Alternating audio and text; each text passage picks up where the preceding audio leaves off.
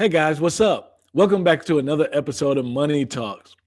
In this episode, I'm going to share with you three ways that you can use to build wealth. And to be honest, this is probably about the only three ways you can actually build wealth. But first, if you haven't already, please click the subscribe button to let me know that you're here and also ring the bell so that you're notified every time I upload a video. Also, if you're here for the first time, feel free to leave a comment, and I do my best to respond to all comments that are received.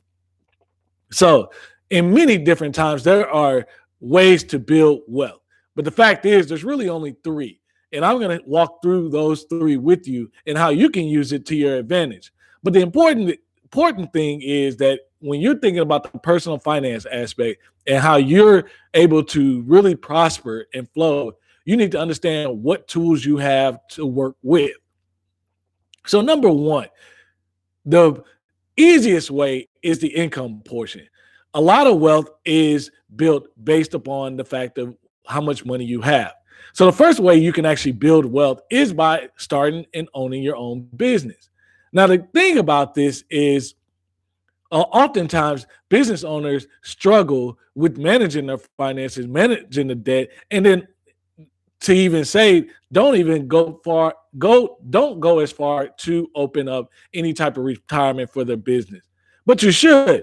But the biggest piece where the business really comes into play is the fact that it brings and it gives you the opportunity to unlock that unlimited cash flow. You can make whatever you would like in a business. You just really have to pursue and really build to expand on that business.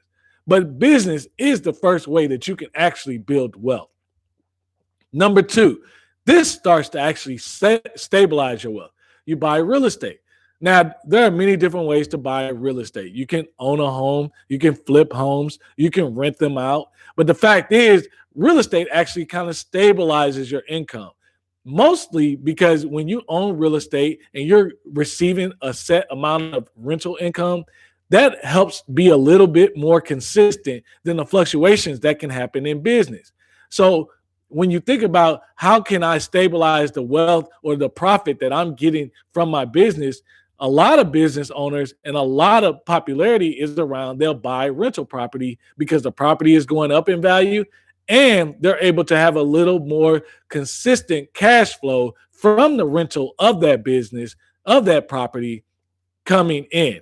But you rent properties not so that the home can go up in value, but you actually rent it for the cash flow that you're able to get.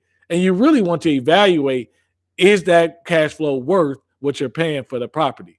So oftentimes you have to do a break even analysis, which is very well done in a business because you need to know at what point how much do you need to sell of your product and service to meet your financial obligations. It's only at that point where you can actually build a profit. But number two is real estate. Number three, the third way to actually build wealth, and why, quite frankly, the best way I think you can build wealth is through the stock market. Overall, the stock market, no matter how, since its existence, has always returned profitable. No matter what's going on, no matter what season we are in the economy, the stock market continually climbs. Now, the fact is, does the stock market dip? Yes, it does. Will there be issues and things to where you can have losses in the stock market? Yes. But the overall, again, the fact is you have to be willing to sustain the storm to be within the stock market. Now, it does seem like these three things can be very simple, but the fact is they all kind of work together because depending on what you actually focus on is what's going to make your ability to turn wealth and your ability to reach that millionaire status, how fast you will actually get there. So if you only invest in the stock market, you will have to be more long-term thinking and you will have to keep in mind that you're looking at a 20, 30-year horizon, depending on how much you're able to put in monthly or yearly to invest. That's where the business idea actually comes in. The business can actually add to your cash flow so that it can speed up the fact of how well you do in the stock market. The more cash you're able to invest, the more you're able to maximize on those returns. And the sooner that you can actually start living off your own cash.